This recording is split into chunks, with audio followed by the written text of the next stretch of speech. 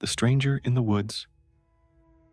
The autumn wind whispered secrets through bare branches as Sarah Mitchell drove deeper into the Blackwood Forest.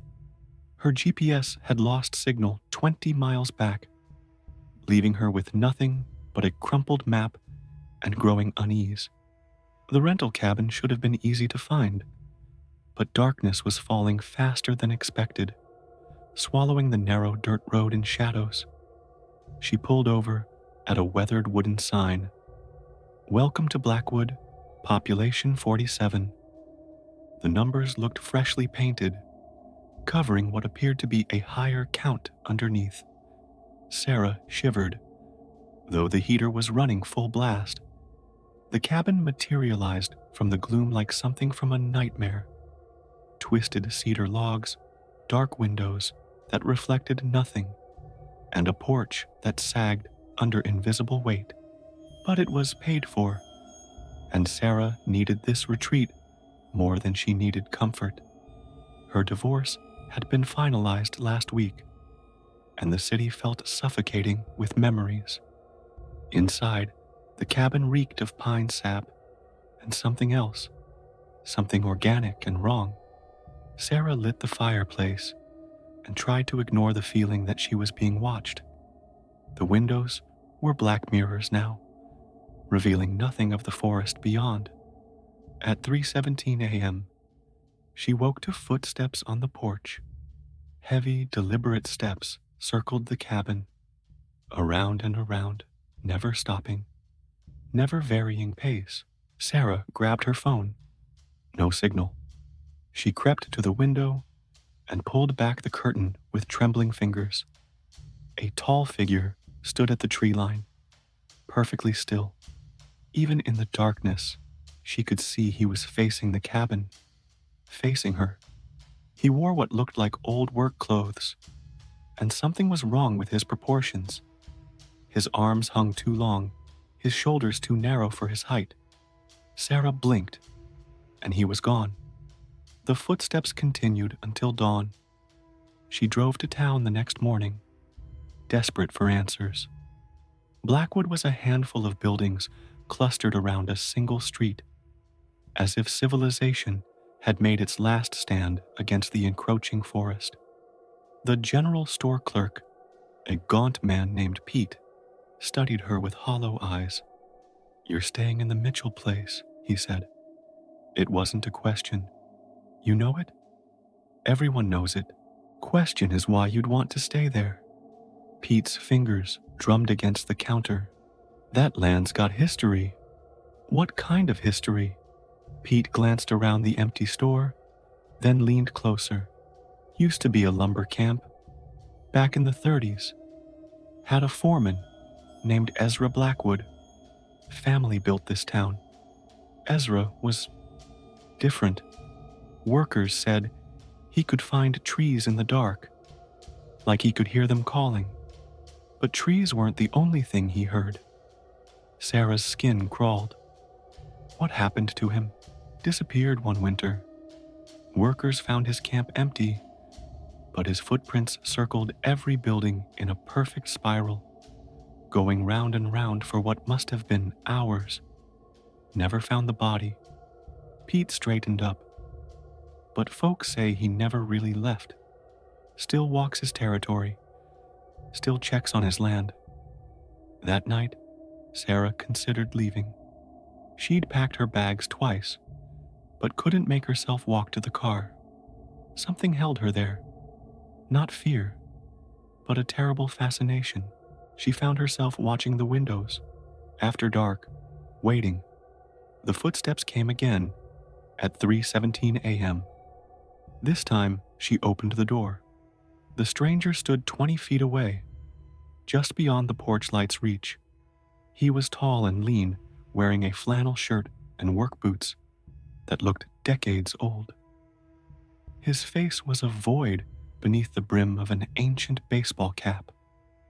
When he moved, it was with the fluid grace of something that had spent too long in the woods, too long listening to sounds humans weren't meant to hear.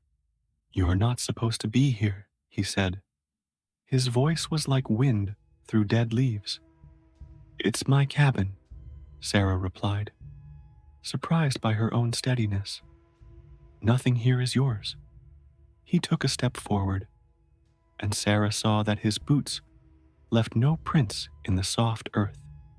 "This land remembers. It knows the difference between those who belong and those who don't." "Then why haven't you made me leave?" The stranger tilted his head, studying her. "You're different. You hear it too, don't you? The calling." Sarah realized with dawning horror that she did hear it, a low humming that seemed to rise from the forest itself, a sound like roots growing and leaves falling and time passing in endless cycles. She'd been hearing it since she arrived, growing stronger each night. "What do you want?" she whispered. "The same thing I've always wanted, to protect what's mine." He gestured toward the trees. "But the forest is changing, growing hungry. It needs someone new to tend it, someone who can hear its voice." Sarah felt the calling intensify, pulling at something deep in her chest. The forest wanted her, had always wanted her. That's why her marriage had failed, why she'd felt so restless in the city, why she'd chosen this particular cabin from dozens of options. "I can't," she said, but her voice lacked conviction. "You can. You already have." The stranger smiled, and Sarah saw that his teeth were stained with sap. "Look at your feet." Sarah glanced down and gasped. Her bare feet had sprouted tiny roots that burrowed into the porch boards. Her skin had taken on a grayish hue, like bark in moonlight. How long had she been standing there? "The change is already beginning," the stranger said. "I've been waiting so long for someone who could hear the calling, someone to share the burden." Sarah tried to step backward, but found she couldn't move. The roots had grown deeper, anchoring her to the porch, to the cabin, to the land. "Don't fight it," the stranger whispered, moving closer. "The forest will take care of you now, feed you, sustain you. All you have to do is listen and protect what grows here." The humming grew louder, and Sarah felt her consciousness expanding beyond her body, spreading through root and branch and leaf. She could sense every tree, every creature, every secret the forest held. The power was intoxicating. Her phone buzzed with a final text message from her sister. "Haven't heard from you. Everything okay?" Sarah watched her human fingers type a response. "Perfect. Found exactly what I was looking for. Don't worry about me." As she hit send, her fingers elongated into twigs. Her hair became moss. Her skin hardened to bark. The transformation was beautiful and terrible and irreversible. The stranger nodded approvingly. "Welcome home." When morning came, 2 sets of footprints circled the cabin. The real estate listing was updated that afternoon. The property had been permanently removed from the market. Local records showed it had been purchased by E. Blackwood, a transaction that made the town clerk nervous, since he was certain that name had been crossed out of the registry decades ago. The GPS signals in that area grew even more unreliable after Sarah's arrival. Drivers reported getting turned around, finding themselves on roads that didn't appear on any map, following signs that led deeper into the forest instead of toward civilization. But sometimes, on nights when the wind was right, hikers could hear something calling from the woods around the old cabin, a sound like 2 voices harmonizing, one ancient and patient, the other newer, but learning fast, both promising that the forest had room for anyone brave enough to listen.